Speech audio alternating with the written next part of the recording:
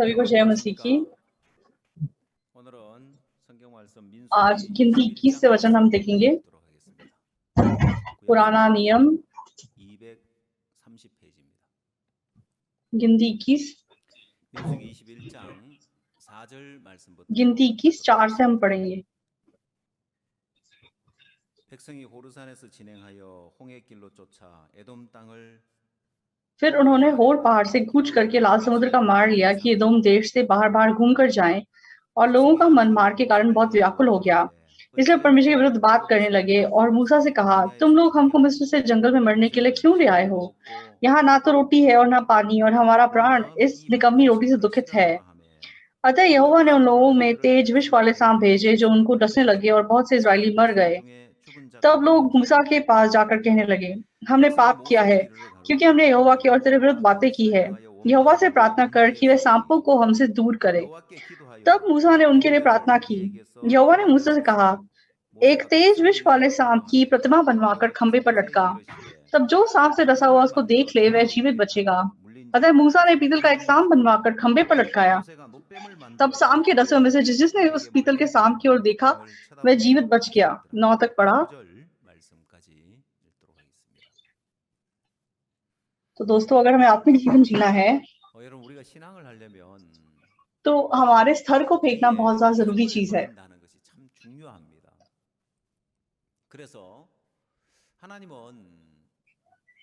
तो परमेश्वर हमसे क्या कहता है कि अगर हमें उसके पास लौट के जाना है तो सच में दुष्ट अपनी सोच को फेंककर और अनर्थकारी अपने मार्ग को छोड़कर यहोवा ही की ओर फिरे। तो हमारी सोच को फेंकना, हमारी सोच को फेंकने के अंदर हमारे स्तर को फेंकना भी शामिल है। तो आत्मिक जीवन जीने के लिए स्तर को फेंकना बहुत जरूरी है। और वो क्यों जरूरी है? तो मैं आपको उद्धार के स्तर के विषय में बताऊंगा।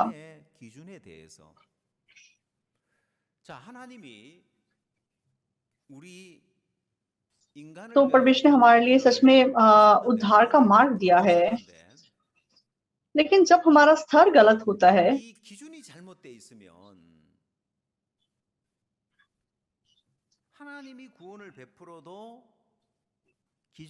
तो परमेश्वर चाहे हमें अनुग्रह देना चाहे, लेकिन हम उस अनुग्रह को पा नहीं सकते। चाहे मतलब उद्धार बहुत ज्यादा सरल है,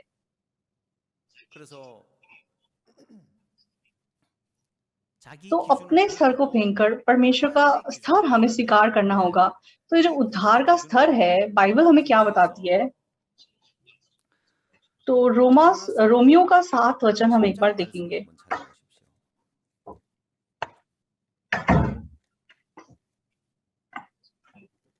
सॉरी, रोमियो 10 का 10।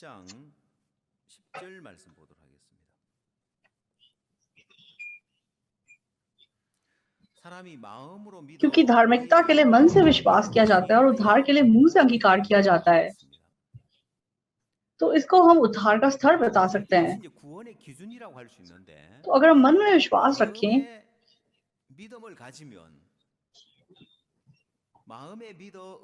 तो मन से विश्वास करना सच में और मुंह से अंगीकार करना, ये उद्धार का स्तर है। तो लोग कहते हैं कि वो परमेश्वर विश्वास करते हैं और यीशु मसीह में विश्वास करते हैं, लेकिन बहुत से लोग, उनके मन में धार्मिकता नहीं है, परमेश्वर की धार्मिकता नहीं है। तो फिर वो ये नहीं बोल सकते कि हमने उद्धार पाया है, क्योंकि धार्मिकता के लिए मन से विश्वास किया जाता है। तो इस धार्मिकता को जब कोई मन में प्राप्त करता है विश्वास से, तभी हम बोल सकते हैं कि इसने उद्धार पाया है। मतलब पहले ये धार्मिकता मन में मतलब फुलफिल होनी चाहिए। अगर मन में धार्मिकता फुलफिल नहीं हुई और कोई बोलता रहे कि विश्वास करता हूँ, तो फिर वो उद्धार नहीं है। तो जब हम सच में मन से विश्वास करेंगे तो जरूर धार्मिकता हमारे मन में मतलब फुलफिल होगी, पूरी होगी। और उसके बाद उद्धार के लिए मुंह से अंगीकार किया जाता है। तो उद्धार का जो स्तर है वो बाइबल के अनुसार ये है कि पहले मन से धार्मिकता के लिए विश्वास करो और फिर मुंह से अंगीकार करो।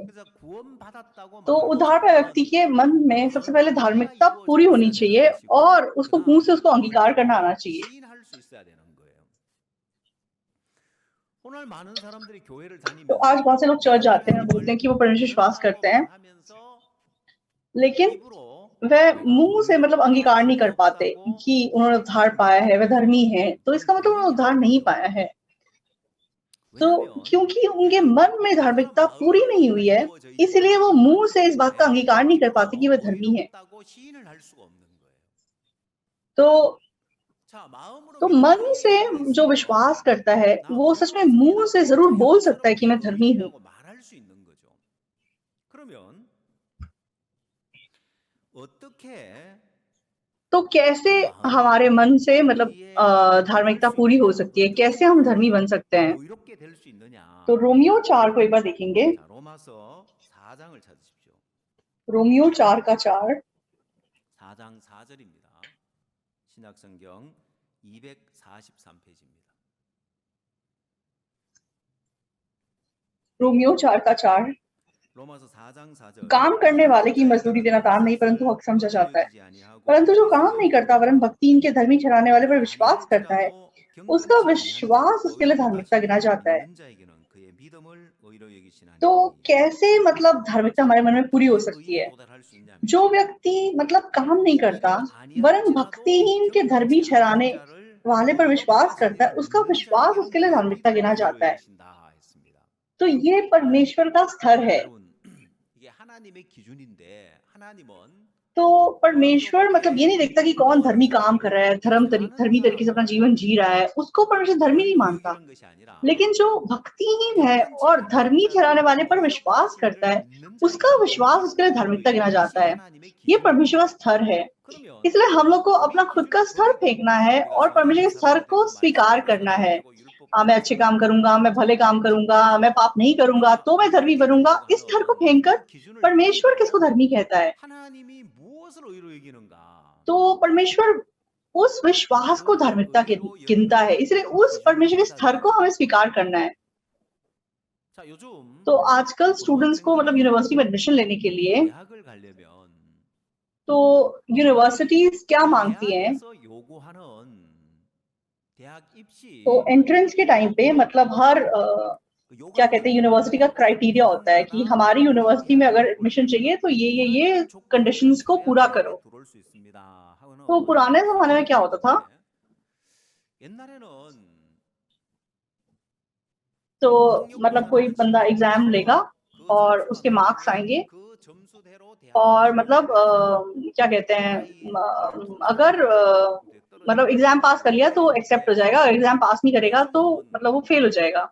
तो आजकल ऐसा नहीं है, सिर्फ एग्जाम नहीं है, बहुत सारे तरीके हैं। मतलब एक आपको बिना एग्जाम के डायरेक्टली एंट्री लेने का भी तरीका है, और कोई आपने मतलब स्पोर्ट्स वगैरह में कुछ बहुत अच्छा काम किया है उसके बेसिस पे जाने का मतलब तरीका है, या फिर आप हाई स्कूल में आपने क्या क्या काम किए हैं, क्या क्या वॉलंटियर काम किया है या क्या क्या आपने किया है, उसके बेसिस पे आप जा सकते हो। तो ना केवल मतलब पढ़ाई के बेसिस पे, लेकिन आपने मान लो कि स्कूल में बहुत कुछ पढ़ाई छोड़ के कोई बहुत अच्छा काम किया है, उसके हिसाब से भी आप जा सकते हैं। तो आजकल अच्छी यूनिवर्सिटी में जाने के लिए तो मतलब स्कूल टीचर्स जो होते हैं तो मतलब ऐसे स्पेशलिस्ट टीचर्स होते हैं जो कि आपको हेल्प करते हैं कि आप यूनिवर्सिटी में कैसे एडमिशन ले सकें। तो पुराने जमाने में सिर्फ पढ़ाई पढ़ाई पढ़ाई पढ़ाई, लेकिन आजकल टीचर्स नॉट ओनली पढ़ाई मतलब बाकी जो शर्तें हैं हर एक यूनिवर्सिटी वाइज, कौन सी यूनिवर्सिटी क्या क्राइटेरिया है उनका, क्या चीजें वो मांगती है, तो उन चीजों को स्टडी करके ये लोग बच्चों को गाइड करते हैं कि तुम्हें इस यूनिवर्सिटी जाने के लिए ये ऐसे ऐसे करना चाहिए। तो इसीलिए मतलब कोई बेकार स्कूल का बच्चा भी एक्चुअली अच्छी यूनिवर्सिटी में जा सकता है। आजकल बहुत सारे ऐसे मतलब तरीके हैं जाने के, कोई पढ़ाई में बहुत अच्छा ना भी हो तो मान लो जो लोग गांव में रहते हैं, ट्राइबल एरिया में रहते हैं, मतलब ट्राइबल नहीं मतलब पिछड़े हुए इलाके में रहते हैं, उनके लिए स्पेशल सीट्स हैं, उस बेसिस पे आप जा सकते हो। और उसके अलावा बहुत सारे तरीके हैं, मतलब बहुत सारे मतलब क्राइटेरिया हैं जिसके बेसिस पे लोग यूनिवर्सिटी जा सकते हैं।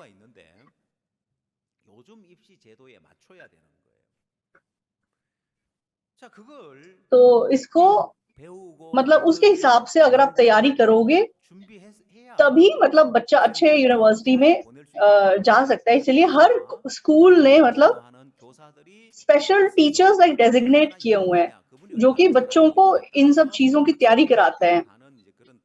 तो मतलब पुराने जमाने में था बस पढ़ाई करो तो तुम यूनिवर्सिटी चले जाओगे, अब वो सदी नहीं रही है। तो अब वो मतलब स्टाइल बदलना पड़ेगा। तो उसी प्रकार मतलब भलाई करो तो तुम धर्मी बन जाओगे, वो अब पुराना स्टाइल हो चुका है, वैसा नहीं हो सकता। तो परमेश्वर का जो स्तर है उसके हिसाब से करना पड़ेगा, लेकिन परमेश्वर का स्तर कुछ कोई कॉम्प्लिकेटेड बात नहीं है। तो परमेश्वर का जो स्तर है वो बहुत आसान है और बहुत सिंपल है और बहुत स्पष्ट है। तो ऐसे वेग नहीं है, मतलब कच्चा पक्का सा नहीं है। इसलिए परमेश्वर का उद्धार का स्तर क्या है? मन से विश्वास करके मतलब हमें मन से धार्मिकता के लिए विश्वास करना है, मुंह से उद्धार के लिए अंगीकार करना है। तो मन से कैसे हम विश्वास कर सकते हैं? तो रोमियो की किताब में जैसे हमने पढ़ा, रोमियो 4 में काम करने वाले की मजदूरी देना दान नहीं परंतु हक समझा जाता है। परंतु जो काम नहीं करता वरन भक्ति के धर्मी ठहराने वाले पर विश्वास करता है, तो सच में सिर्फ वो विश्वास धार्मिकता गिना जा सकता है। अच्छा काम करना, व्यवस्था के अनुसार जीना, वो सब मतलब उस चीज को धार्मिकता नहीं गिना जाएगा। तो विश्वास को धार्मिकता गिना जाएगा। तो कैसा विश्वास? तो विश्वास के मतलब बहुत सारे स्तर हैं। तो उद्धार पाए लोगों के साथ अगर आप मतलब काउंसलिंग करेंगे, खास करके विदेशों में, तो बहुत कम लोग हैं, मतलब अगर आप खास करके फॉरेन कंट्रीज में जाओ तो बहुत लोग मतलब ये नहीं मानते कि हमने उद्धार नहीं पाया। क्यों? क्योंकि वो बोलते हम तो बचपन से क्रिश्चियन है, हम तो बचपन से चर्च जाते थे, इसलिए बोलते कि मैंने तो बहुत साल पहले उद्धार पा लिया था। लेकिन जब आप उनको बोलोगे उद्धार की गवाही बताओ, तो तुम कब उद्धार पाया? लॉन्ग टाइम अगो बोलेंगे, लॉन्ग टाइम अगो। तो मतलब ये नहीं पता कब पाया। तो वो लोग सोचते हैं कि जब हमने यीशु मसीह में विश्वास किया तो हमने उद्धार पाया। तो बाइबल में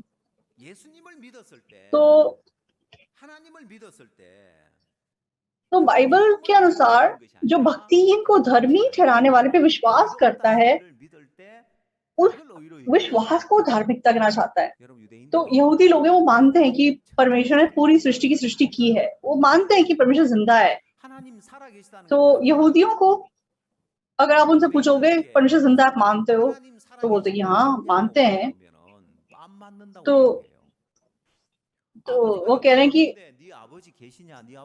तो आपके पिताजी आपके साथ हैं और अगर आप किसी से पूछो आपके पापा जिंदा है तो उनको गुस्सा नहीं आएगा। तो उसी प्रकार अगर यहूदियों को पूछो आप परमेश्वर विश्वास करते हो तो गुस्से हो जाते हैं। मतलब ये क्या मतलब होता है? ये सवाल का मतलब क्या हुआ? मतलब सृष्टि का सृष्टिकर्ता परमेश्वर क्यों नहीं है? ऑफ कोर्स है, लेकिन क्या उन यहूदियों ने उद्धार पाया है?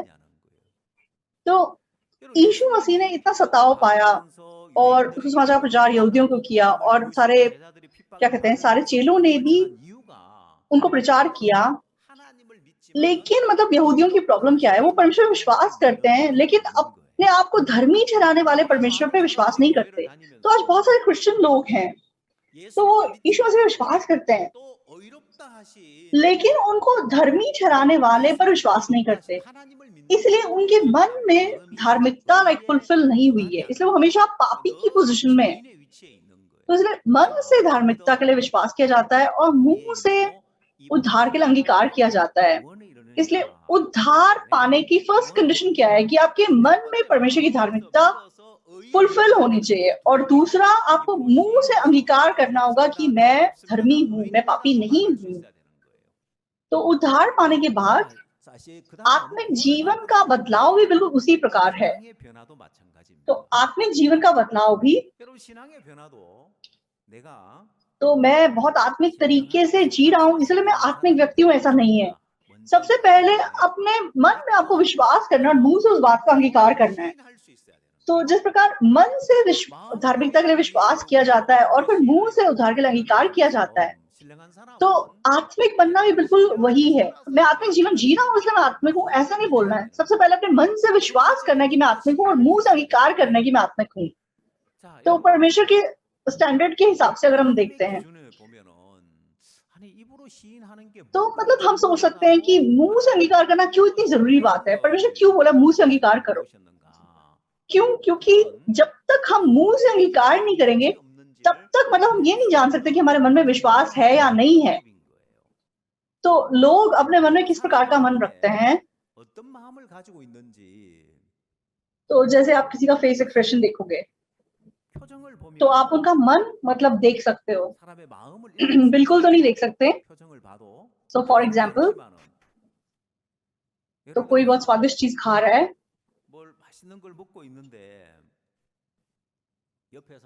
तो आपके आसपास जो बैठा है उसकी शक्ल देख के आपको पता चल जाएगा कि वो भी वही चीज खाना चाहते हैं जो आप खा रहे हो या नहीं खाना चाहते हो। तो आपके आसपास बच्चे हैं, आप कुछ अच्छा खा रहे हो तो उनके फेस से पता चल जाता है कि वो भी खाना चाहते हैं।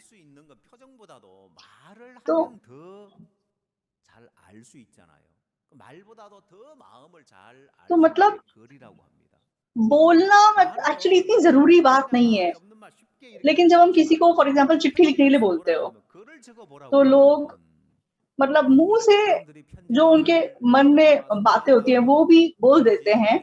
लेकिन जब कोई चिट्ठी लिखता है तो आप लोगों ने भी ऐसा एक्सपीरियंस किया होगा। आप कोई चिट्ठी लिख रहे हो, आपने लिख दिया, फिर आप नहीं ये गलत है, फिर आप फाड़ दोगे उस चिट्ठी को, फिर से लिखोगे।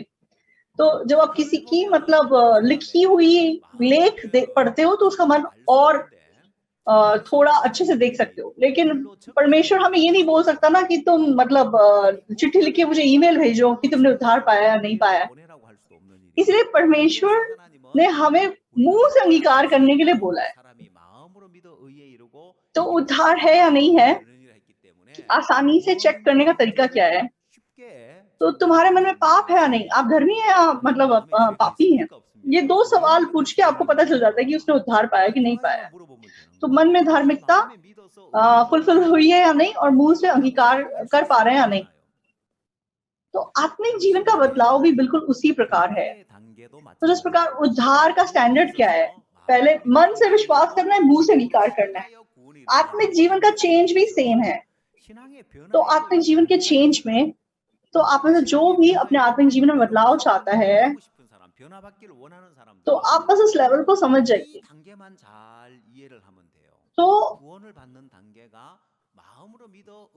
तो मन से विश्वास करो, मुंह से अंगीकार करो। तो ये दोनों चीजें साइमल्टेनियसली हो जाती है, एक ही टाइम पे हो जाती है। तो मन से जो विश्वास करते हैं तो हमारे मन में धार्मिकता फुलफिल होती है और मुंह से जब हम उसका अंगीकार करते हैं तो वो उद्धार है। तो आत्मिक जीवन का बदलाव भी ऐसा ही है। सबसे पहले आपको अपने मन में विश्वास करना है कि आप सिद्ध हैं, मन से आपको विश्वास करना है कि आप आत्मिक हैं और मुंह से आपको बोलना है कि मैं आत्मिक हूं और मैं सिद्ध हूं। ये आत्मिक बदलाव है। तो अपने आप को धर्मी बोलना वो क्यों इतनी बड़ी बात है? तो आपको मतलब कोई मतलब जो लोग उद्धार नहीं पाते वो लोग मतलब क्या कहते हैं, ऐसा बोल सकते हैं कि ये क्यों इतना फोर्स करते हैं कि बोलो कि मैं धर्मी हूँ। लेकिन जब तक कोई मन से विश्वास नहीं करेगा तब तक वो बोल नहीं सकता अपने मुंह से कि वो धर्मी है। तो इसीलिए मतलब कोई स्वर्ग जा रहा है या नर्क जा रहा है उसके मुंह के अंगीकार पर डिपेंड करता है, उसके मन के विश्वास पर डिपेंड करता है। तो उसी प्रकार आत्मिक जीवन भी है। अगर आप इफिसियों 4 अध्याय देखेंगे,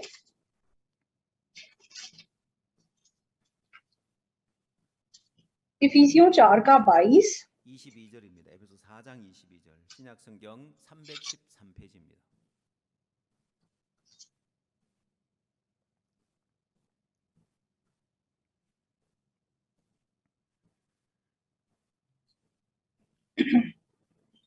कि तुम पिछले चाल चलन के पुराने मनुष्यत्व को जो बढ़ाने वाली अभिलाषाओं के अनुसार भ्रष्ट होता जाता है उतार डालो और अपने मन में आत्मिक स्वभाव में नए बनते जाओ। तो सबसे पहली चीज क्या है? तो पुराने मनुष्य को फेंक कर नए मनुष्य को पहन लो। तो पुराने मनुष्य को कैसे हम उतारते हैं और नए मनुष्य को पहनते हैं? 23 में लिखा है कि अपने मन के आत्मिक स्वभाव में नए बनते जाओ। मतलब हमारे मन में मैं शारीरिक जीवन जी रहा हूँ, मैं शारीरिक तरीके से जी रहा हूँ, इसलिए मैं शारीरिक हूँ, ऐसे नहीं सोचना है। मन से पहले विश्वास करना है कि मैं आत्मिक हूँ। तो जब हम अपने मन को नया बना लेते हैं, बस उतना काफ़ी है। किस चीज़ को नया बनाने के लिए कहा गया है? मन के आत्मिक स्वभाव में नए बनते जाओ, ऐसा लिखा हुआ है। तो बाइबल में लिखा है कि तो मन के आत्मिक स्वभाव में, मतलब इंग्लिश बाइबल में माइंड लिखा हुआ है। तो मतलब तुम्हारा माइंड बदलो, तुम्हारा मन बदलो। तो बस अपने मन में विश्वास करो कि मैं आत्मिक हूँ, बस उतना काफ़ी है। तो परमेश्वर ने मुझे नई सृष्टि बना दिया है, बस उसको विश्वास करना है, और दूसरा उसको मुँह से अंगीकार करना है। तो इसलिए 25 में हम देखते हैं, इस कारण झूठ बोलना छोड़कर हर एक अपने पड़ोसी से सच बोले, क्योंकि हम आपस में एक दूसरे के अंग हैं। तो ऐसा करके हम एक दूसरे के अंग हैं। तो झूठ को छोड़कर एक दूसरे को, मतलब तुम सच बोलो। तो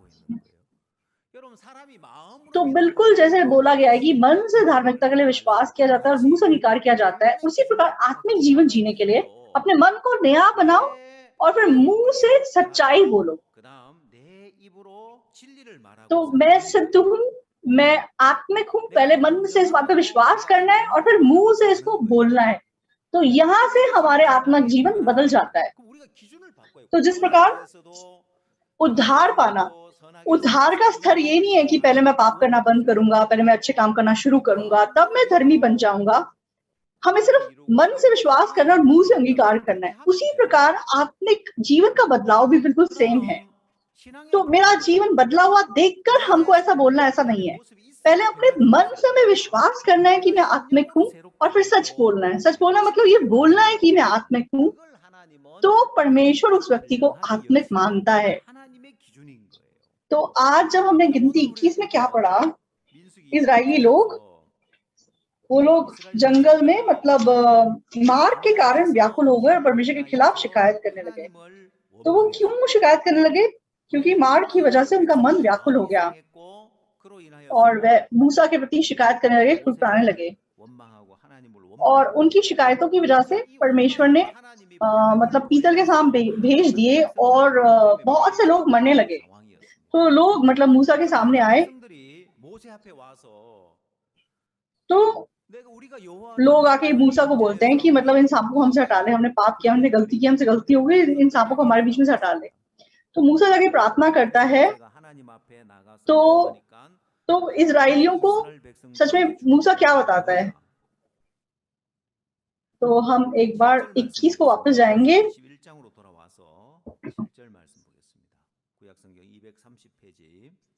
गिनती 21 का 7। तब लोग मूसा के पास जाकर कहने लगे, हमने पाप किया है क्योंकि हमने यहोवा की और तेरे विरुद्ध बातें की हैं। यहोवा से प्रार्थना कर कि वे सांपों को हमसे दूर करे।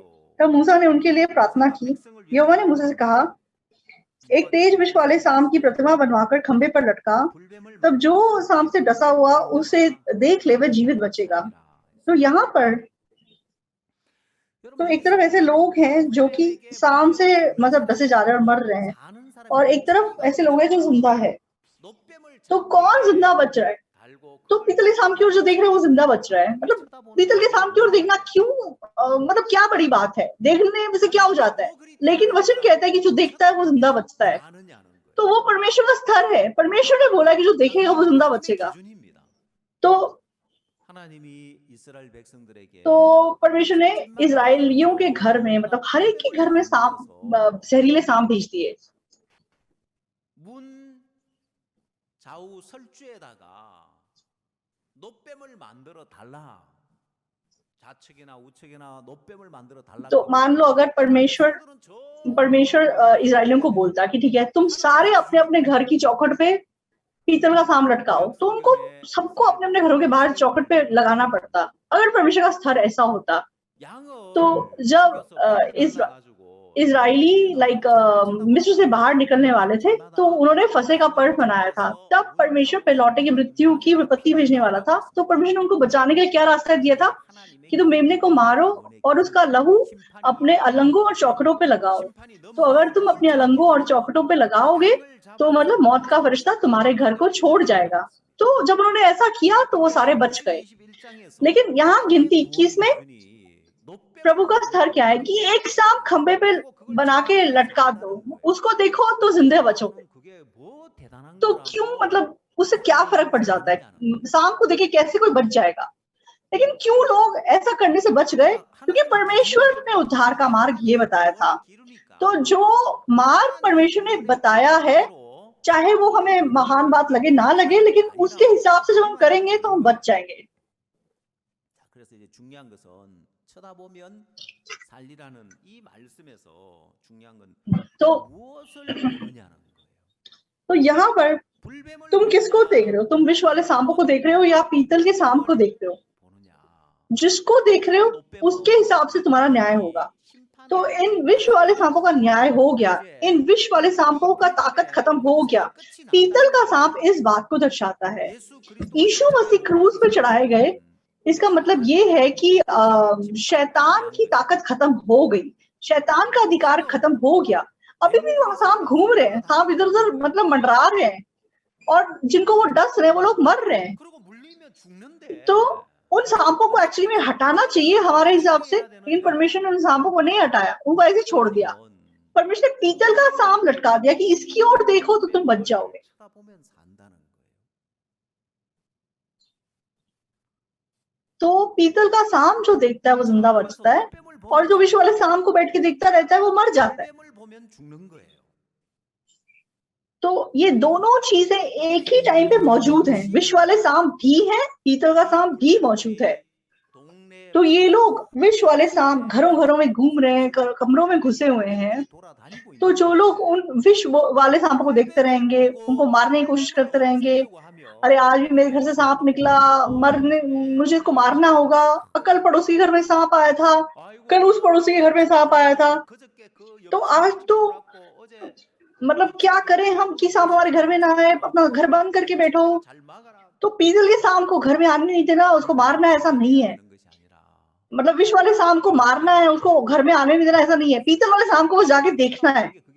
क्यों? क्योंकि परमेश्वर ने ऐसा करने के लिए बोला है। इसलिए अगर तुम पीतल वाले सांप को देखोगे तो उतना काफी है। तो तुम किस चीज को देख के जी रहे हो? तो परमेश्वर हमें क्या बताना चाहता है? परमेश्वर हमें क्या जीवन देना चाहता है? तो परमेश्वर हमें जयवंत का जीवन देना चाहता है, राज करने का जीवन देना चाहता है। तो इस बाइबल के वचन में हम परमेश्वर के मन को देख सकते हैं। तो उत्पत्ति से लेके प्रकाशित वाक्य तक तो परमेश्वर कोई आशीष हमें देना चाहता है। तो इंसान ने पाप किया उससे पहले भी और इंसान के पाप करने के बाद भी।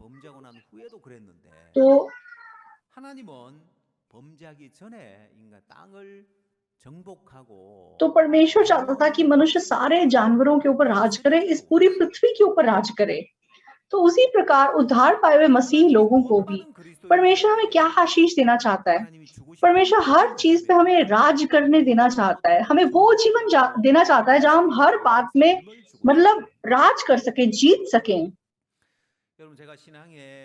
तो जब मैं आत्मिक जीवन के बदलाव के स्तर को देखता हूँ तो सबसे पहला स्टेप है कि हमें विश्वास करना है कि हम आत्मिक हैं, और दूसरा वो बोल के रहना है। तो उद्धार का स्तर क्या है कि सबसे पहले हमें मन से धार्मिकता के लिए विश्वास करना और मुंह से उसका अंगीकार करना है। उसी प्रकार आत्मिक जीवन में भी सबसे पहले हमें विश्वास करना है कि हम आत्मिक हैं और सिद्ध हैं, और मुंह से उसको अंगीकार करना है। वो सबसे पहला बदलाव का स्टेप है। तो वो क्यों इतना जरूरी है? तो जब तुम उसको देखोगे तो तुम जीवित बचोगे। तो क्यों देखना जरूरी है? तो वो बिल्कुल एक पासवर्ड की तरह है। तो अगर आपको दरवाजा खोलना है तो आपको पासवर्ड डालना पड़ेगा। तो मतलब कोरिया में ऐसे ऑटोमेटिक लॉक होते हैं जिसमें आपको पासवर्ड डालना होता है तो वो दरवाजा खुल जाता है। तो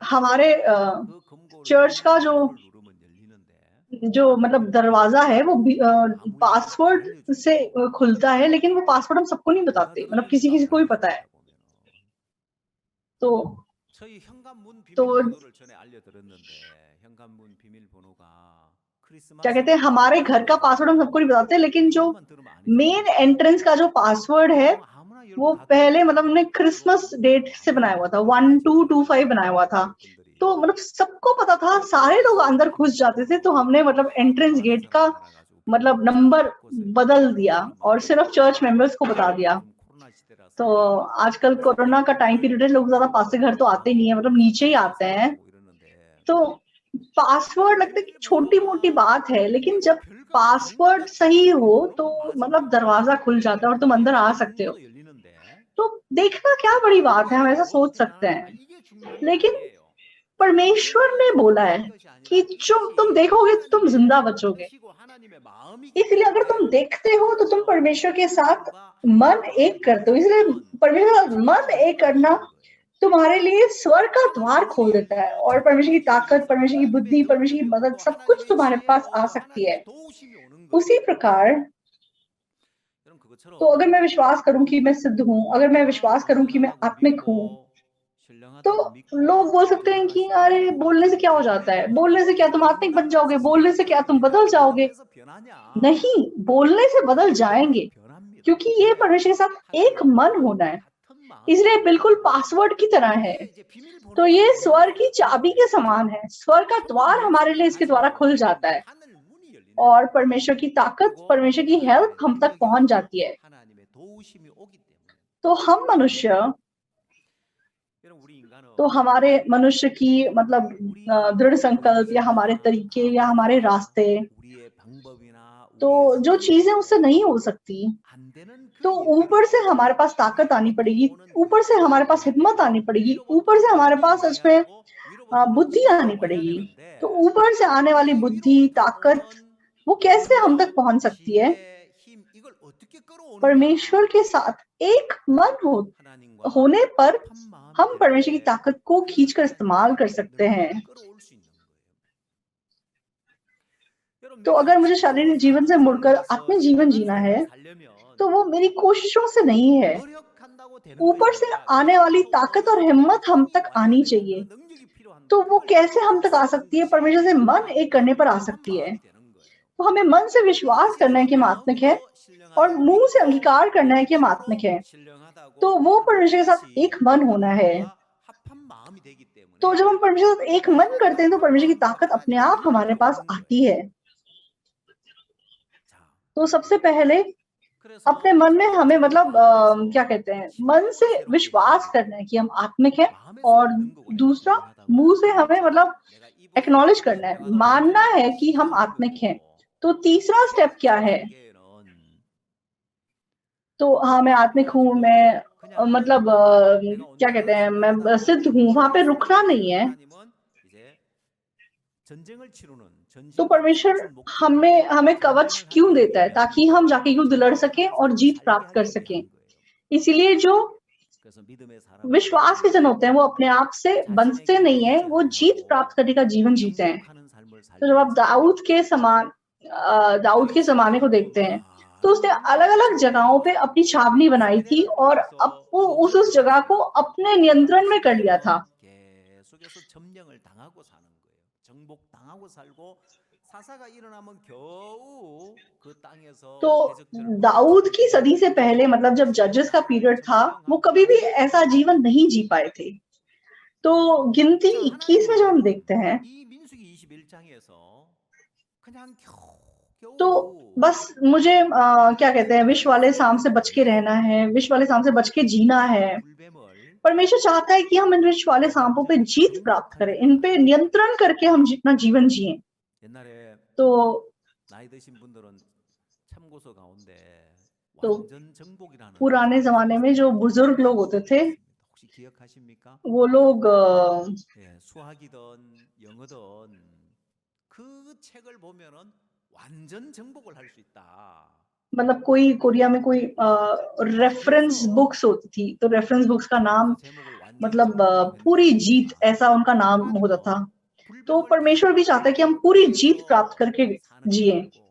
तो सिर्फ हाँ, सांप चले गए और हम शांति मिल गई, हम आराम से जी रहे हैं, परमेश्वर ये नहीं चाहता। परमेश्वर चाहता है कि सांप है, लेकिन हम उन सांपों पे जीत प्राप्त करके जिए, उन सांपों पे राज करके जिए। तो मत्ती गिनती 21 में हम परमेश्वर का मन महसूस कर सकते हैं। तो परमेश्वर कभी ये नहीं चाहता कि हम उन सांपों से डरे, ऐसी जगह जाए जहाँ सांप नहीं है, हम कोशिश करें कि सांप हमसे दूर रहे। परमेश्वर ऐसा जीवन हमारे नहीं चाहता।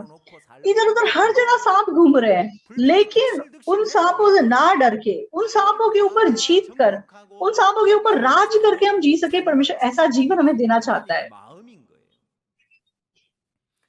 तो सांप जो का त्यों रहते हैं। तो सांपों का जो जहर अभी भी बहुत जहरीला है, सांपों का जहर अभी भी बहुत खतरनाक है, लेकिन परमेश्वर ने हमें ताकत दे दी है उस पर जीत पाने की। वो ताकत क्या है? पीतल के सांप की ओर देखना है। तो जो पीतल के सांप की ओर देखने का मार्ग आविष्कार करता है, तो फिर कितने भी मतलब पाप, कितने भी मतलब विष वाले सांप क्यों ना हो, अब विष वाले सांप ज्यादा हो गए। पहले तो 5 ही एक दिन में दिखाई देते थे, अब तो हमारे एरिया में एक दिन में 10-10 दिखाई देते हैं। बच के रहना चाहिए। ऐसा नहीं है, चाहे ज्यादा है चाहे कम है, उससे कोई फर्क नहीं पड़ता। क्यों? क्योंकि कितने भी हो पीतल के सांप की ओर देखेंगे, हम जिंदा बचेंगे। तो हम उन सब पे नियंत्रण करके जी सकते हैं, उन पे जीत के जी सकते हैं। तो इसलिए परमेश्वर ने ऐसा बना दिया है कि परमेश्वर हमें वो राज्य करने वाले का जीवन देना चाहता है कि ये इनसे हमें कोई फर्क ना पड़े। तो हमारे मन में और परमेश्वर के मन में क्या अंतर है? तो लोग चाहते थे कि ये विश्व वाले सांप गायब हो जाएं। तो आज बहुत सारे क्रिश्चियंस जब मुश्किलों का सामना करते हैं, परेशानियों का सामना करते हैं, परमेश्वर ये मुसीबत मुझसे दूर कर दो, मुझे इस मुसीबत से दूर भेज दो, वो चाहते हैं कि विश्व वाले सांप गायब हो जाएं। तो उसी प्रकार मतलब लोग चाहते हैं कि उनसे मतलब क्या कहते हैं, मतलब उनसे विश्व वाले सांप दूर हो जाए। लेकिन परमेश्वर कहता है कि तुम्हारी प्रॉब्लम्स एज इट इज हैं, लेकिन तुम उन सब पे जीत सकते हो। परमेश्वर हमें जीत का जीवन देना चाहता है। तो जरूरी बात क्या है? तो आप लोगों का मन जरूरी है। भजन संहिता में जब हम देखते हैं, भजन संहिता 143,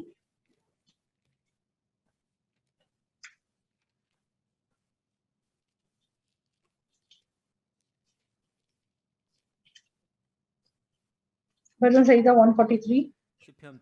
143 का 3 3절 말씀 보겠습니다. 구약 성경 905페이지입니다.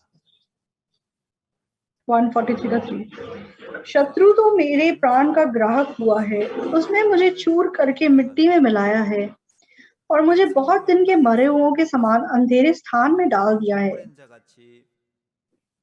मेरी आत्मा भीतर से व्याकुल हो रही है, मेरा मन विकल है।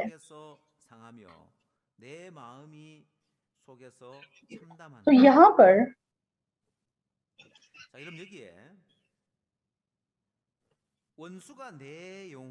शत्रु तो मेरे प्राण का घात हुआ है, उसने मुझे चूर करके मिट्टी में मिलाया है और मुझे बहुत दिन के मरे हुओं के समान अंधेरे स्थान में डाल दिया है। तो जब ऐसी प्रॉब्लम का सामना किया तो मेरी आत्मा भीतर से व्याकुल हो रही है, मेरा मन विकल है।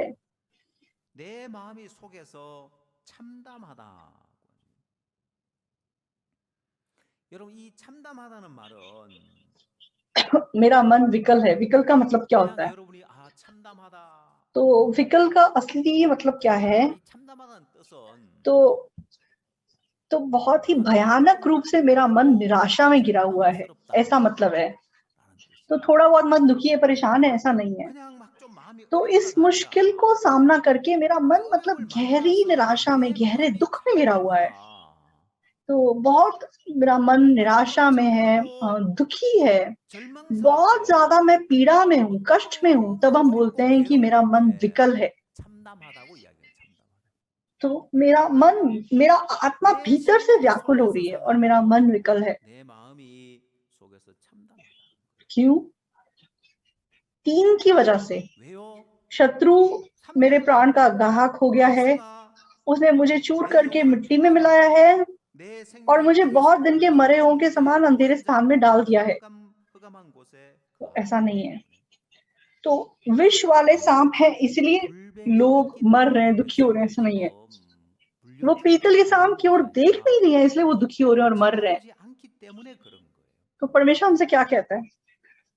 तो उद्धार पाए हुए मसीही को सबसे पहला वरदान परमेश्वर ने दिया वो पापों की क्षमा है, और दूसरा जीवन हर परिस्थिति पे जीत प्राप्त करके जीने का हमारे मन में एक बहुत ही अच्छा सा मतलब परमेश्वर ने एक इम्यूनिटी दिया है कि हम किसी भी समस्या पे जीत प्राप्त कर सकें। लेकिन उद्धार पाए हुए लोग जब उनके पास विश्वास नहीं होता तो वो दुनिया के लोगों के समान जीते हैं, उस मुश्किल उस परेशानी से कंट्रोल में आकर वो जीते हैं। तो यहाँ दाऊद का मन क्यों इतना व्याकुल है, क्यों उसका मन विकल है? हाँ, शत्रुओं की वजह से, ऐसा नहीं है। तो भजन संहिता 143 जब ये दर्ज किया तो मतलब दाऊद जो है वो विष वाले सांपों को देख रहा था। तो मजेदार बात क्या है, चाहे अब्राहम है या दाऊद है तो या फिर विश्वास का जन एलिया है, कोई भी, तो जब वो परिस्थिति को देखते तो उनका मन परिस्थिति से नियंत्रण में हो जाता। तो अब किस चीज को देखकर जी रहे हैं? क्या आप विष वाले सांपों को देख रहे हैं या पीतल वाले सांप को देख रहे हैं? तो दाऊद भजन संहिता 143 में क्या कहता है? शत्रु तो मेरे प्राण का घातक हुआ है, उसने मुझे चूर करके मिट्टी में मिलाया है और मुझे बहुत दिन के मरों के समान अंधेरे स्थान में डाल दिया है, और मेरी आत्मा भीतर से व्याकुल हो रही है, मेरा मन विकल है। तो वो कैसे ऐसी परिस्थिति से बाहर निकलता है? तो क्या यहीं पे वो खत्म हो जाता है? ऐसा नहीं है। तो जब मैंने उस परिस्थिति को देखा तो मेरा मन बहुत विकल हो गया, मेरा मन बहुत व्याकुल हो गया, मैं बहुत दुखी हो गया। लेकिन वहां से बाहर निकलने के लिए उसने क्या किया? 5 में 143 का 5, मुझे प्राचीन काल के दिन स्मरण आते हैं, मैं तेरे सब अद्भुत कामों पर ध्यान करता हूँ और तेरे काम को सोचता हूँ। मैं तेरी ओर अपने हाथ फैलाए हुए हूँ और सूखी भूमि के समान मैं तेरा प्यासा हूँ। तो दाऊद क्या करता है? तो वह परिस्थिति को देखने से वह प्रभु की ओर देखता है, प्रभु की बाट जोता है, प्रभु को याद करता है और प्रभु को स्मरण करता है, और उसका मन, एक शब्द में, जब वह प्रभु की ओर देखता है तो वो नया बल प्राप्त करता है। तो चाहे वो दुखी था, परेशान था, लेकिन यहोवा की बाट जोने वाला नया बल प्राप्त करता है।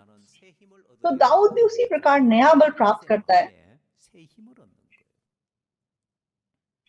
तो हम भी मतलब हम परिस्थिति को देख रहे हैं या फिर हम यीशु मसीह को देख रहे हैं?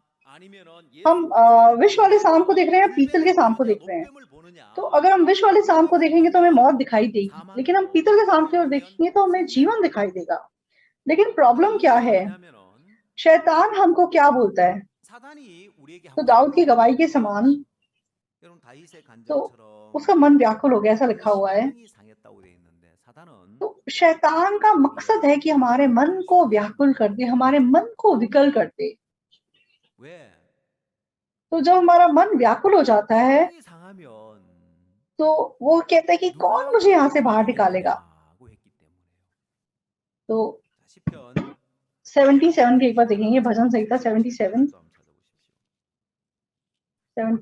का 1।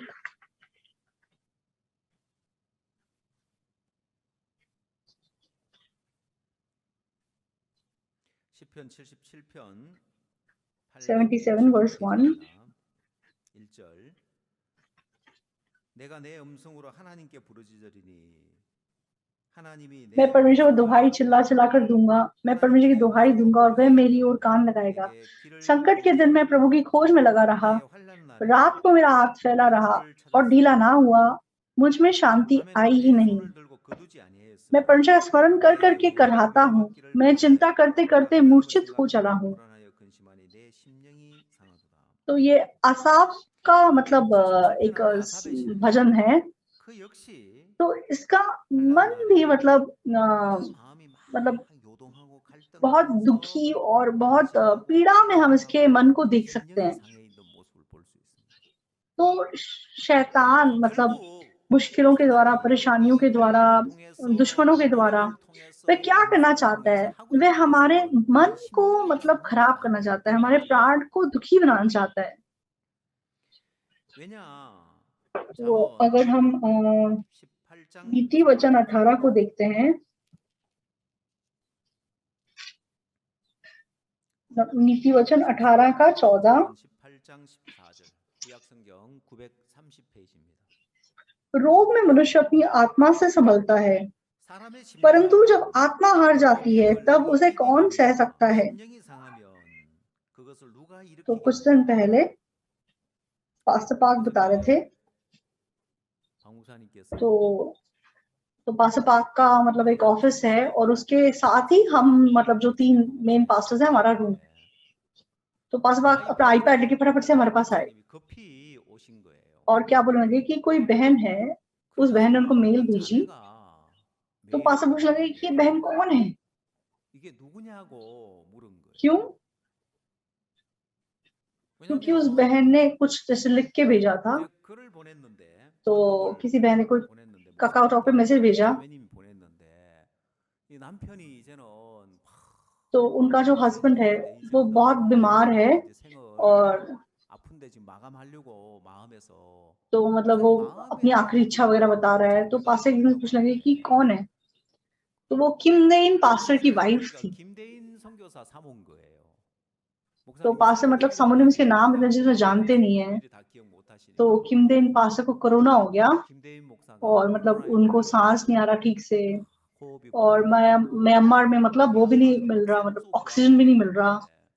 तो हमारे भाइयों ने कहीं से भी मतलब उन्होंने ऑक्सीजन सिलेंडर ढूंढ के लेके आया और उनको ऑक्सीजन लगाया। 산소를 공급하고 이러는데 तो पास्टर ने जब वो देखा 그 글을 तो 보시고는 पास्टर उनको फोन करने लगे।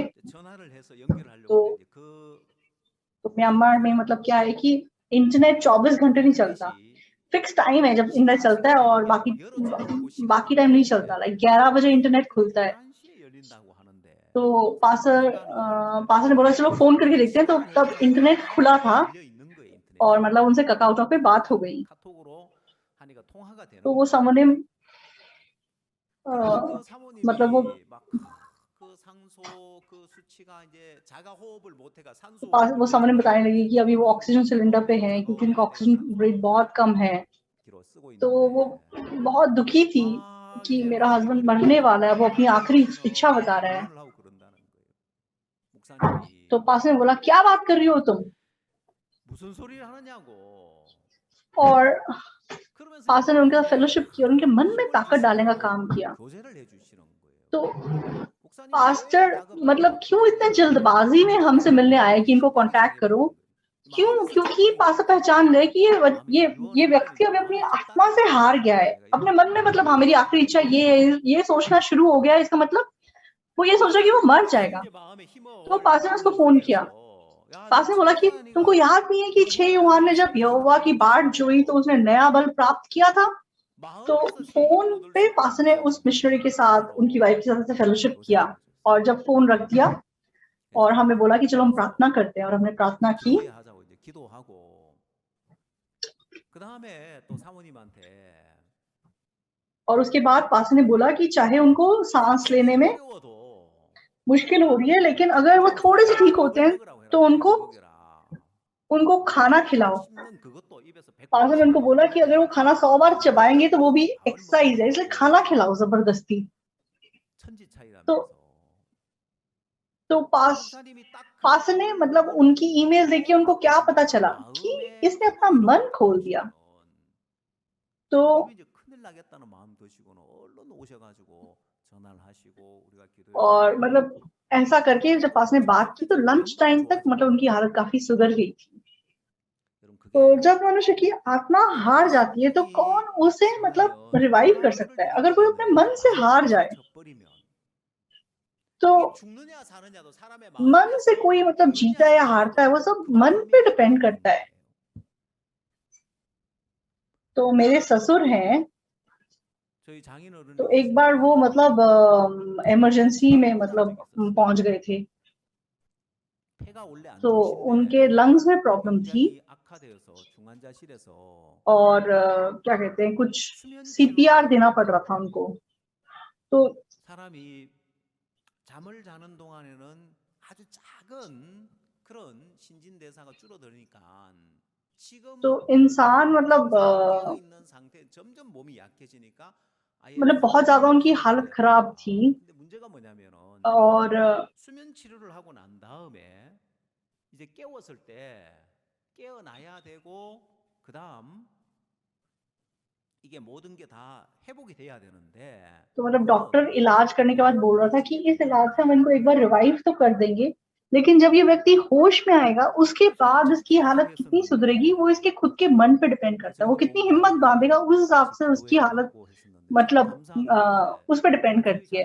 तो 장인어른이 वो मेरे ससुर 의사가 मतलब 뭐라고 बेहोश थे, फिर 하냐면요. होश में आ गए और वो 제가 बोलने लगे कि 아버님이 ये 중풍이 मतलब ये व्यक्ति बहुत मतलब इनका माइंड 본인 मजबूत है, 의지에 달려 इसलिए ये 있는데 होश में आ गए 당신이 और मतलब थोड़े समय के 정신적으로 बाद वो फिर ठीक हो 회복되었다. गए। 정상적으로 다 회복된 것 같다면서. 그리고 이제 그 तो 이후에 उसके 또 बाद 원인을 또 मतलब उनका 조사를 चेकअप वगैरह 하다가 चला और फिर पता चला 폐암이 있다는 걸 कि लंग कैंसर है। 발견하고 तो लंग 완전히 कैंसर 회복되고 था, लेकिन फर्स्ट स्टेज पे 폐가 था, 발견된 거죠. इसलिए उनका 그 ऑपरेशन हो 수술을 गया और वो 하고 तंदुरुस्त हो गए। 건강해지셨는데 तो कुछ समय के लिए 한동안 또 저희 집에 모시고 हम 우리 노인들도 अपने 많이 घर पे उनको 계시는데 रखा 외국 था, 식사도 못 챙겨들고 तो हम अपने घर पे 기독교인들하고 उन्हें ले 많이 आए और 모여서 모시고 तो 와서 हमारी बहनों ने मन डाल के मतलब उनको 또 우리 टेक केयर किया 자매님들이 또 마음을 और 많이 उनको 써주고 बिल्कुल जब वो सेहतमंद हो गए तो वापस 건강을 चले गए। 다 회복하고 तो 가셨고 अभी कभी-कभी मतलब सोल 지금은 한 में 번씩 정기 उनको 검사를 चेकअप के लिए आना 서울시 पड़ता है, 병원에 लेकिन 가고 अपने 하는데 आप 진짜 अकेले बस में आ 수술하고 जाते हैं, 왔다 इतने 갔다 हेल्दी हो 하시면서 गए 또 हैं। 건강해지셨어요. तो जब वो आईसीयू 그러니까 में थे, जब 그 बिल्कुल मरने की हालत में थे, 중환자실에서 이제 जब 죽음의 निराशाजनक स्थिति 위기가 में थे, 막 그런 तो 절박한 गा운데 들어갔는데 लास्ट में 마지막이 이제 수면 치료인데 그 수면 लास्ट में पता 치료에서 नहीं 깨어나는 게 कुछ 아니라 ट्रीटमेंट देते 본인 हैं, 의지에 달려 लेकिन 있는 उस 거예요. ट्रीटमेंट का असर मतलब इंसान 아유 कितनी 그래 हिम्मत बाँधता है, 확실히 उसके हिसाब से असर 정신적인 होता है या 부분에 नहीं होता है, डॉक्टर ने ऐसा 있어가지고 बोला। 이렇게 회복이 잘 된 것 같습니다. 의사 तो 선생님 나 मैं 정말 सच 고마운 में 마음이었는데 저는 정주영 씨한테도 참 고맙더라고요. डॉक्टर के प्रति बहुत 정주영 धन्यवादी मन रख 씨가 सका 고향이 और मैं 강원도인데 물론 जंगजुयंग के प्रति भी 조카하고 빨리 बहुत 이북으로 धन्यवादी हो 이사하셨는데 सकता। 그래도 क्यों? क्योंकि 강원도니까 जंगजुयंग का 그 होम 땅에 टाउन मेरे फादर इन लॉ के होम 수술을 टाउन के साथ सेम जगह है 하셨더라고. और क्योंकि वो जंगजुयंग का 그래서 होम टाउन है, 그런 इसलिए वहाँ पे 병원을 बहुत बड़ा 없었으면 अच्छा हॉस्पिटल है। 그냥 अगर 일반 그냥 अगर 병원에 और किसी 가서 शहर में होते तो इतना अच्छा हॉस्पिटल शायद 진짜 वहाँ पे नहीं 위험할 수 होता और वो 있었는데 शायद बहुत 그런 खतरे में 좋은 पड़ 병원이 जाते। 있으니까 लेकिन उस हॉस्पिटल में उनका अच्छे से इलाज हुआ, इसलिए वो ठीक हो गए। 사신 거죠 보면은. 근데 이제 तो मैंने 본인 सोच 의지에 के देखा 달려 उस बारे 있으니까 में। 제가 좀 생각을 तो 해봤어요. मैंने मतलब अपनी पत्नी को भी कभी 저희 नहीं बताया, मैंने अपने मन में 장인어른이랑 सोचे 이렇게 देखा। 내 हाँ, 혼자서 생각을 मेरे 했는데 मतलब ससुर है, 장인어른이 उनका 정신력이 माइंड 있고 मतलब मजबूत है, इसलिए वो 건강하셨다고 मतलब 하니까 दोबारा रिवाइव 그 हो गए 힘이 उस भयानक 어디서 बीमारी से। 났을까라고 तो 생각을 ताकत उनके पास 해봤어요. कहाँ से आई? मैंने सोच के 생각을 देखा, 해보니까 तो 저희 मेरी जो 장모님이 सास है, उसको अर्थराइटिस की बीमारी 다이아베티스 थी। 관절염으로 वो 굉장히 बहुत 고생을 많이 मतलब 하셨는데 कष्ट में थी। तो 혼자서 वो 생활하기 कष्ट में थी 어려워서 और 장인어른이 도와주고 살펴드려야 되는 거예요. मतलब मेरे ससुर एक्चुअली उसकी 우리 टेक केयर 장인어른이 करते थे 했던 그 सास की, क्योंकि 힘이 सास की तबीयत इतनी खराब थी। 그 तो 의지가 मुझे ऐसा लगा कि 장모님이 क्योंकि 일을 मतलब उनकी 하니까 पत्नी इतनी कमजोर 일상적으로 है, इसलिए उनके मन में 기상천외를 एक सेंस 챙겨드려야 ऑफ 되고 जैसे 도와드려야 रिस्पॉन्सिबिलिटी है 되니까 कि मुझे मतलब 그 정신줄을 놓을 पत्नी 수가 की 없는 देखरेख 거야. करनी है। 이제 내가 나이도 इसलिए 들고 चाहे 뭐 वो 삶도 बुजुर्ग हैं, 살아가는데 이제 लेकिन उनके 내가 살 일이 मन 아니라 में क्या था कि अगर मैं मर गया तो मेरी 없으면 पत्नी की देखरेख कौन 내 करेगा? 아기를 मुझे 누가 ऐसा लगा कि अपनी 돌보나 पत्नी को बहुत ज्यादा प्यार करते 장모님을 हैं, 참 इसलिए वहां से 사랑하거든요. शायद उनके मन में 그 हिम्मत ना हारने 힘이 का मन आया और इसलिए वो दोबारा 장인어른하고 मतलब 다시 रिवाइव हो सके और ठीक हो 회복해서 सके। तो जब वो अपने गांव वापस 보는 गए तो सब लोग बोले 사람들이 ये तो 참 चमत्कार है। 기적이라고 하는 거예요. 물론 저희 장모님도 이제 तो 중환자실에 이번에 두 분이 동시에 एक 막 बार ऐसा भी 위기에 हुआ कि सास ससुर 처했는데 दोनों 동네 एक 사람들이 साथ 아유 बीमार 그래도 होके 이 भी मतलब आईसीयू में भर्ती 장인어른을 हो गए थे। 이제 다시 तो 보겠나 उनके 했는데 आस पड़ोस के लोग सोचते थे कि ये 그래 ठीक 막 होंगे कि 건강한 नहीं 모습을 होंगे, लेकिन ये मेरे ससुर 이렇게 जब ठीक हो गए घर वापस आ 살아가는 게 गए तो सब लोग 기적이라고 हैरान 하는 हो गए। 거예요. 그 덕분에 और सब लोग बोलते हैं कि इन्होंने अच्छी बेटी, 살도 잘 अच्छा दामाद 되고 है इनके पास, 살아가는 것 इसलिए ये लोग मतलब ऐसे ठीक हो 그런 गए। 점수를 तो 얼마나 많이 इसीलिए कितने 받는지 लोग हमारे प्रति मन खोलते 그래서 हैं 마음을 다 और 열고 मेरे 저희 장모님도 그 सास 가운데 ससुर भी 또 उद्धार पा 기도도 सके, 치닫게 मन खोल 하고 सके। 장인어른도 और 그러고 आजकल यूट्यूब पे 요즘은 유튜브에 तो मेरा सरमन हमेशा सुनते हैं वो 설교나 यूट्यूब 제가 पे जाके। 설교하는 말씀 늘 듣고 있다고 하시더라고 보니까 तो 2 सच में 두 분이 प्रभु के अंदर अब आत्मिक जीवन जी रहे हैं, इसलिए हम बहुत 말씀을 धन्यवादी हैं। 신앙에 너무 तो लोगों के मन 감사합니다. में 여러분 사람들의 마음에서 तो जब किसी का प्राण मतलब 심령이 상하면 누가 मतलब 해를 जब कोई 끼쳐야 आत्मा से 됩니까? हार जाता है तो कैसे 우리가 मतलब 문제 बीमारी से बाहर 때문에 निकल 고통 पाएगा? 때문에 तो हम जिस 마음의 भी समस्या का 상실로 सामना करते हैं, अगर हम 그리스도를 मन से उस 정죄로 समस्या के सामने हार 생각하고 जाएँगे, तो हम 싶어서 सचमुच में हार जाएँगे। तो इस मामले 이 में एक और बहुत मशहूर बात है, 유명한 이야기가 तो एक 있는데 डॉक्टर है, 한옥 उसने क्या बोला 달무라는 है, 의사가 한 이야기입니다. 플로리다 주에 तो एक डॉक्टर था 간질병으로 जो एक लाइलाज 죽어가는 बीमारी का 정말 इलाज करता 유명한 था। 의사인데 तो 그 उसने 의사가 काफ़ी साल मतलब उन 수년간 लाइलाज बीमारियों को ठीक 환자들, किया। 만취병 환자들, 암 환자들 एक दिन उसने क्या देखा, 치료하면서 어느 तो वो 날 3 टाइप के 보니까 लोगों में डिवाइड हो सके। 부류의 सबसे 사람으로 पहला, 분류가 되더라는 거예요. तो जो लोग नेगेटिव सोच 첫 रखते हैं, 번째는 부정적인 생각을 हाँ, 갖는 사람. क्या 암이 낫냐? तो क्या 암이 कहते हैं वो नेगेटिव सोच रखते हैं कि 고쳐지냐? कैंसर 암은 कैसे ठीक हो 고쳐. सकता है? 부정적인 कैंसर तो लाइक 생각을 बुरी 갖는 बीमारी 거예요. है। 이 तो 부정적인 생각을 갖는 사람은 कैंसर ठीक 매일 करने 고통을 당하고 मतलब जो लोग क्या कहते हैं नेगेटिव सोच रखते हैं वो कैंसर से सबसे ज़्यादा मर जाते हैं, और जो लोग पॉजिटिव 여러분 सोच 두 रखते हैं 번째 긍정적인 तो 생각을 갖는 चाहे 사람. उनको कैंसर जैसी बीमारी हो जाती है, 비록 암이 जो अपने मन में 불치병이긴 ऐसी इच्छा रखते 하지만은 हैं कि मैं 내가 कैंसर से 암을 लड़ाई 이겨야 करूँगा, 되겠다는 그 의지를 तो 가진 वो 사람은 비교적 덜 고통을 लंबा जीते हैं, 당하고 मतलब कैंसर पे 부정적인 생각을 जीत 갖는 सा람은 더 पा 오래 살 लेते 거예요. हैं। चाहे ठीक ना 그렇게 भी 쉽지는 हो लेकिन तो 않더라고요. भी लंबा जीते हैं। 여러분 불치병에 तो 걸렸다가 낫는 사람들의 तो 공통적인 तीसरे टाइप के 특징이 लोग कौन से होते हैं? 세 번째 부류는 तो वो अपने मन से मानते ही नहीं है कि हम बीमार है। 병을 인정하지 तो 않는 उनके मन 거예요. में क्या होता है? अपनी बीमारी 우리가 के विषय में 마음에서 병에 वो 대해서 विश्वास रखते हैं कि हम ठीक हैं। 다 나았다는 믿음을 가진 तो 사람이다. 그래서 제가 처음 हान 이 한옥 हानुक 달무 तालमू एक 의사의 डॉक्टर है, 세 उसकी ये बात 부류의 है। 이야기를 제가 깜짝 तो 놀랐습니다. मुझे बहुत हैरानी हुई कि वो भी सेम बात 신앙연수를 बोल रहा है 목사님이 जो फेलोशिप पास्टर 교수하시는데 पाक देते हैं। 이게 पास्टर 진짜 पाक भी यही बोलते हैं 치료법이었다. कि जब 목사님 मेरे पेट में 당신이 दर्द हो रहा है, विश्वास करो 배가 कि 아팠을 मैं 때 기도하면 चंगा 바로 हो गया। 낫는 चाहे 줄을 मुझे दर्द हो रहा है लेकिन मैं 믿으라고 चंगा हो गया। 말씀을 तो 의지해서 उन्होंने 아프지 बीमारी का इनकार कर दिया, 않았다. नेगेट कर 병을 दिया उसको 부정하는 बिल्कुल 거죠. कि वो है ही नहीं। 나는 तो 위궤양 हाँ, मेरा पेट तो 환자니까 बहुत पतला 위를 हो गया है, मैं 자극했지 तो अगर 나이가 कुछ 됐으니 मिर्ची वाली चीज़ 시력도 खाऊँगा तो मेरा पेट तो फट 나쁘고 जाएगा, 음식도 못 먹고 मुझे तो 오직 बहुत खून 기만으로 आएगा। 그냥 밥 물에 तो 말아서 जब वो उस 이 सोच से पकड़े गए थे, तो वो 치료법을 들었을 때는 दुःख में थे, 너무 दर्द में थे। 달아들었고 लेकिन जब 이 उन्होंने वचन 말씀을 से मतलब 의지해서 अंगीकार किया कि 아프지만 मैं मुझे दर्द हो 나았다 रहा है लेकिन मैं ठीक हो 성령에서 गया, जब 병을 उन्होंने 이기게 अपने 되는 मन से उस बीमारी पे 놀라운 जीत 병에서 पा ली, तो सचमुच में उन्होंने 벗어났습니다. जीत पा ली। तो आजकल भी पास्टर खाना खाने बैठते 정말 हैं, 목사님 식탁에 앉을 때마다 तो 아이고 पास्टर 나는 बोलते हैं 수고가 कि मैं हमेशा सोचता हूँ कम 많아서 खाऊंगा, लेकिन मैं 전도하고 다니는데 बैठते ही 목사님 ज़्यादा खाने 식탁에 लगता हूँ। 앉으면 많이 먹게 된다고. तो जब पास्टर ऐसा बोलते हैं तो हम बड़े 제가 खुश होते हैं। 그랬거든요. हमने कहा 목사님 पास्टर 그거 आप ज़्यादा 좋은 खाते हो, 얘기예요. अच्छी बात है। तो 왜냐면은 अगर 노인들이 मतलब बुजुर्ग लोगों की भूख अभी तक बाकी है, इसका 건강하고 오래 मतलब वो 살아요. तंदुरुस्त हैं और वो लंबा जिएंगे। तो पास्टर को 그 भूख बहुत 목사님 लगती है, इसका मतलब 식탁에 वो अभी तक 앉으신다는 건 तंदुरुस्त है। 건강하다는 이야기잖아요. तो वो वचन कि मुझे दर्द हो रहा है कि मैं 그래서 चंगा 그렇게 हो गया हूँ। 아프지만 나았다는 그 हानुक तालमू 말씀이 करके एक डॉक्टर है, 여러분 उसने 한옥 बहुत 탈모가 साल मतलब रिसर्च किया है। 11년간 연구를 बहुत 하면서 साल रिसर्च करने के बाद उसने कहा कि जो लोग लाइलाज बीमारी से ठीक होते हैं, उनका कॉमन पॉइंट क्या है? वो अपनी बीमारी को 병을 मतलब इनकार कर 부정하고 देते हैं। वो कहते हैं कि हम 나았다는 बीमार नहीं हैं, हम 믿음으로 ठीक 살아가는 हैं। 거예요.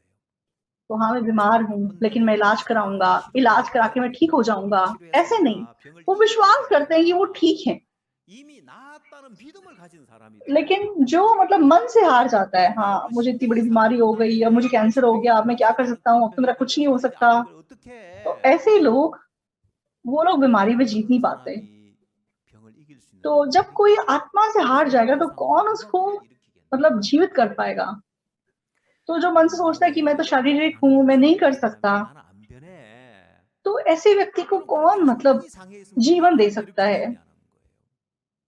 내가 육신적이지만 तो 내가 좀 जो 삶을 अपने 바꿔야 जीवन को 되는데 고치려고 노력하는 बदलने की 사람이 कोशिश 있는데 करता है, क्या वो आत्मिक बन जाता है? नहीं, जो 신령하고 विश्वास करता है कि मैं 온전한 사람이 आत्मिक हूँ, वो आत्मिक बनता है।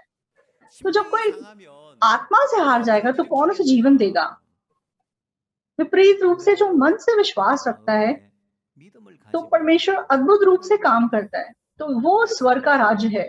여러분 그게 तो वो सच में परमेश्वर के साथ एक मन रखना 하나님과 है। 합한 마음이 되는 게 여러분 비밀번호를 주인이 तो 입력해 놨는데 도둑놈이 와서 그 주인이 입력해 놓은 비밀번호하고 तो जैसे दरवाजे पे पासवर्ड है, अगर चोर भी पासवर्ड को डालेगा, उसको पासवर्ड पता है तो वो भी खोल लेगा। उसी प्रकार स्वर्ग का राज भी।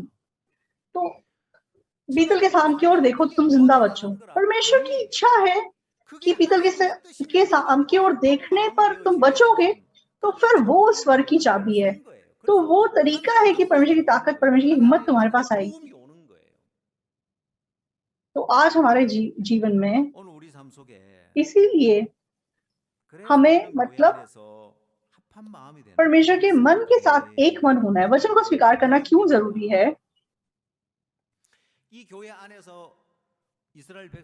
तो जिस प्रकार इजराइलियों का प्रभु के मन को स्वीकार करना जरूरी था, उसी प्रकार चर्च में परमेश्वर के मन को जो का त्यों स्वीकार करना हमारे लिए बहुत जरूरी है, क्योंकि वही परमेश्वर के साथ एक मन होना है और वो स्वर्ग की चाबी है।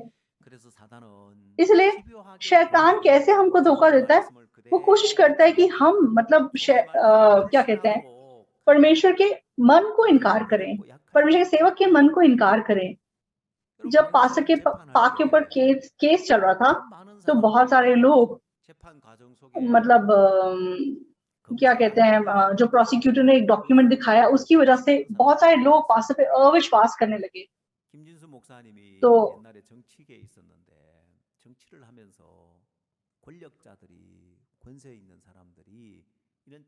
तो मतलब कोई एक पास्टर हैं जो पहले पॉलिटिक्स में थे, वो बताते हैं कि जब किसी पॉलिटिशियन के ऊपर केस हो जाता है, चाहे वो कितनी ऊंची पोजीशन पे क्यों ना हो, एक बार उस पे केस अगर हो जाए तो व्यक्ति मतलब चूहे के समान हो जाता है, बिल्ली के सामने, वो कुछ नहीं कर पाता। तो जब ये बात मैंने सुनी, तो मैंने देखा कि पाक मतलब उस केस से बिल्कुल नहीं बंधे। केस होने के पर उन्होंने बोला कि अब मैं 30% और काम करके जीऊंगा। राज करने का जीवन उन्होंने हमें दिखाया है, चाहे ऐसी उनकी हालत है कि वो जेल में जा सकते हैं, ऐसी डेंजरस सिचुएशन है, लेकिन पास्टर उस चीज से बिल्कुल नहीं बंधे और लगातार सुसमाचार करते रहे। और उन्होंने सुसमाचार का काम करके अपना जीवन जिया। तो बीमारी पे भी उन्होंने जीत प्राप्त करके अपना जीवन जिया। और चाहे उनके कितने भी विरोधी क्यों ना थे, चाहे बहुत सारे मतलब लोग थे, लेकिन फिर भी हर बात पे उन्होंने जीत पाई। तो आज सच में इस सदी में हम जी भर के मतलब हम सुसमाचार प्रचार कर रहे हैं, तो ये सच में पास्टर के जीत प्राप्त करने के जीवन का परिणाम है। तो आप लोगों के जीवन में जो भी प्रॉब्लम आती है, जो व्यक्तिगत रूप से आप प्रॉब्लम फेस करते हो, परमेश्वर चाहता है कि आप हर चीज पे जीत प्राप्त करके जिए। तो प्रॉब्लम ये है कि हम पीतल के शाम की ओर नहीं देखते। हम क्या देख के जी रहे हैं? हम पीतल के शाम की ओर देख रहे हैं या जहरीले शाम की ओर देख के जी रहे हैं? हम क्या देखकर जी रहे हैं? तो क्या हम परिस्थिति को देख के निराश हो रहे हैं, या फिर परमेश्वर की इच्छा को देखकर? परमेश्वर ने क्यों मेरे लाइफ में प्रॉब्लम भेजा? हाँ, मैं तुम्हें मतलब अपॉर्चुनिटी दे रहा हूँ कि इस पे भी तुम राज करना सीख सको, इस पे भी तुम जीत प्राप्त करना सीख सको। तो आप लोगों का जो घेरा है ऐसा करके बड़ा होता जाएगा। तो पास्टर पाक पहले उन्होंने कोरिया की क्रिश्चियनिटी से लड़ाई की, प्रेस्बिटेरियन चर्च, मेथोडिस्ट चर्च, जो भी हमें गलत बताते थे उनसे लड़ाई की। और उनसे लड़ाई करने के बाद अब ना केवल कोरिया, तो पूरी दुनिया में वो सुसमाचार प्रचार कर रहे हैं। और खास करके धन्यवादी बात क्या है, तो अमेरिका में भी कितना मजबूत सुसमाचार काम उत्पन्न हो रहा है। तो अमेरिका में जाके, हाँ ये तो अंग्रेजों का देश है, यहाँ पे तो मतलब एशियंस को तुच्छ मानते हैं, यहाँ पे कैसे हम सुसमाचार प्रचार कर सकते हैं? पास्टर ने कभी ऐसा मन नहीं रखा। पास्टर ने बोला कि हम सोए हुए अमेरिका को जगाएंगे, आगे को हम 500 चर्चेस अमेरिका में बनाएंगे। तो उन्होंने मन से पहले हर एक चीज पे जीत प्राप्त की। तो दोस्तों, जैसे हम अभी थियोलॉजी कॉलेज कर रहे हैं, तो 8000 से ज्यादा स्टूडेंट्स ने रजिस्ट्रेशन किया और वो वचन सुन रहे हैं। 수업을 듣고 있는데 तो पास्टर लोगों का मतलब रिएक्शन बहुत अच्छा है। 너무 좋고 또 미국 और 전역에 이제 जब हम 방송이 देखते हैं कि 나가서 कितने सुसमाचार के कार्यकर्ता उत्पन्न होंगे तो हम बहुत मतलब धन्यवादी हैं। सच में पास्टर ने जीत प्राप्त करके अपना जीवन जिया। तो आप लोगों के मन में ये प्रॉब्लम वो प्रॉब्लम, आप 이런 लोगों पे 이제 इल्जाम मत लगाओ, परिस्थिति पे इल्जाम 남을 मत लगाओ। 탓하고 사람을 तो 탓하고 있지. आत्मा अगर हार जाएगी तो कौन उस पर 심령이 जीत 상하면 प्राप्त 누가 करेगा? तो 그렇기 उसमें हमें अपने 때문에 मन 내 से जीत प्राप्त 마음에서 करनी है। 이겨야 되는 거구나. तो मन से 그럼 내 सच में 마음에서 불뱀을 जिस 보면 प्रकार हम 감격스럽고 पीतल के शाम 독뱀을 की ओर 보면 देखते हैं तो आशा 소망스러운 प्राप्त 것처럼 करते हैं, उसी 형제를 보면 प्रकार हम परमेश्वर की ओर 절망스럽고 देखते हुए 하나님을 आशा 보면 प्राप्त कर सकते 소망스러운 हैं। 것이 तो परमेश्वर ने ये 어, प्रॉब्लम, ये मुश्किल मुझे क्यों दी है? मैं तेरे घेरे को बढ़ाना चाहता हूँ, मैं तेरे घेरे को और चौड़ा करना चाहता हूँ। इस मुश्किल से, इस परेशानी से मैं तुझे बाहर निकालना चाहता हूँ। मैं तुझे सच में जीत का जीवन देना चाहता हूँ। प्रभु इस प्रकार हमें आशीष देना चाहता है। तो प्रभु क्यों हमारे जीवन में ये वो नई नई मुश्किलें भेजते हैं? क्योंकि परमेश्वर हमें नई नई मुश्किलों पे जीत प्राप्त करना कैसा है ये सिखाना चाहते हैं, ताकि आगे को हम कभी भी वैसी समस्या से ना बंधे, आगे को हम वैसी परिस्थिति से ना बंधे और मतलब आजादी से अपना जीवन जी सकें। तो परमेश्वर वो जीवन हमको देना चाहता है। तो जो मसीही होता है तो उसको पापों की क्षमा के आशीष के बाद परमेश्वर ने उसको हर चीज पर जीत प्राप्त करने का आशीष दिया है। तो जिसकी ओर तुम देखोगे तो तुम जीवित रहोगे। तो तुम किसकी ओर देखे जी रहे हो? क्या तुम परिस्थिति की ओर देख रहे हो या फिर तुम परमेश्वर की ओर देख रहे हो? 아니면은 하나님을 볼 것이냐? तो बाइबल कहती है कि अगर कोई आत्मा से हार जाएगा तो कौन उसको संभालेगा? तो अगर हम मन से किसी परिस्थिति से हार जाते हैं, अगर मन से मतलब हम दुखी हो जाते हैं, परेशान हो जाते हैं, तो फिर हम हार जाएंगे। लेकिन अगर हम मन से उसे जीत जाएंगे तो हम उस परिस्थिति पे भी जीत जाएंगे। तो परमेश्वर ने बोला कि अगर तुम उसकी ओर देखोगे तो जीवित बचोगे। तो क्यों देखना क्यों जरूरी है? देखना जरूरी है। देखने से क्या हो जाता है? नहीं, देखने से तुम जीवित बचोगे। क्यों? क्योंकि देखना परमेश्वर के साथ मन एक करना है। जब आप परमेश्वर के साथ एक मन करते हो तो परमेश्वर हमारे लिए द्वार खोल देता है। तो ऐसा करके क्या हो जाएगा? ऐसा करके वो क्या मतलब बदल जाएगा? तो मतलब नंबर डाल के क्या ये दरवाजा खुल जाएगा? हाँ, अगर वो नंबर सही है, अगर पासवर्ड सही है तो वो दरवाजा खुल जाए। तो परमेश्वर स्वर्ग का द्वार भी हमें हमारे लिए तब खोलता है जब हम उसके साथ एक मन होते हैं। तो देखना ऐसा लगता है कि छोटी सी बात है, साधारण सी बात है, लेकिन क्योंकि परमेश्वर ने बोला है कि तुम देखो तो तुम जिंदा बचोगे, तो परमेश्वर के साथ एक मन करके आप जिंदा बचोगे। अगर मैं पास्टर से प्रार्थना कराऊंगा तो क्या फर्क पड़ जाएगा? क्या मैं ठीक हो जाऊंगा? तो प्रार्थना जब कोई मेरे लिए करता है तो वो ये विश्वास रखता है कि मेरे पास दर्द हो रहा है तो भी मैं ठीक हो गया हूँ। तो अगर मैं उस मन के साथ एक होता हूँ तो मैं ठीक हो जाऊंगा। तो अगर जब स्वर्ग का द्वार हमारे लिए खुल जाए तो स्वर्ग की ताकत हम तक पहुंच सकती है। तो फिर कौन सी ऐसी प्रॉब्लम है जो सुलझ नहीं सकती? कौन सी ऐसी बात है जो हो नहीं सकती? तो ऊपर से सच में अगर वो ताकत हमारे पास आए तो सब कुछ सुलझ सकता है। तो हमें भी विश्वास रखना है कि हम स्थित हैं, तो ऊपर से आई हुई ताकत हमारे पास आएगी। तो हमारे जीवन की सारी समस्या इस चीज से जुड़ी हुई है। तो आज अगर परमेश्वर ने कहा है कि तुम देखोगे तो तुम जियोगे, तो देखने से क्या बदल जाता है? आप ये मत सोचो। हाँ, ये परमेश्वर से एक मन करना है। इसलिए कलीसिया के अंदर तो हाँ, मतलब मैं आत्मिक ये बोलना क्यों जरूरी है? आत्मिक है बोलना इसलिए जरूरी है क्योंकि ये परमेश्वर के साथ एक मन करना है। और जब हम परमेश्वर के साथ एक मन करेंगे तो स्वर्ग के द्वार हमारे लिए खुल जाएंगे और परमेश्वर की ताकत हमारे पास आएगी। तो ऐसा लगता है कि छोटी मोटी बात है, लेकिन अगर हम ज्यों का त्यों उसको एक्सेप्ट करेंगे तो हम परमेश्वर के साथ एक मन हो जाएंगे और ये स्वर्ग का द्वार हमारे लिए खोलने की बात है। तो अगर आप पासवर्ड डालेंगे तो दरवाजा खुल जाएगा। उसी प्रकार अगर आप एक मन होंगे तो परमेश्वर की ताकत आपके पास आ जाएगी। इसलिए कलीसिया के अंदर परमेश्वर ने जो वचन हमें दिखाया है, जो इच्छा हमें दिखाई है, हाँ, इससे क्या असर पड़ जाएगा, इससे क्या हो जाएगा, ऐसा मत सोचिए। तो शिलोआ में जाके धो ले, 실로암 못에 가서 씻으라. 그거 안 तो 중요한데 शिलोआम 왜 के 그거 실로암 पानी के 못에 अंदर 가서 कुछ है, 중요한 게 아니에요. ऐसा नहीं है। यरदन में जाके डुबकी मार, तो यरदन के पानी में कुछ है, ऐसा नहीं है। 강물의 효과가 जरूरी 있기 बात क्या 때문에 है? जो वचन दिया गया है, उस वचन के साथ मन एक करने में ताकत है। जब मन एक करते हैं तो स्वर्ग से ताकत हमारे पास आती है। इसलिए जब यरदन में जाके ही नामान को क्यों डुबकी लगानी पड़ी?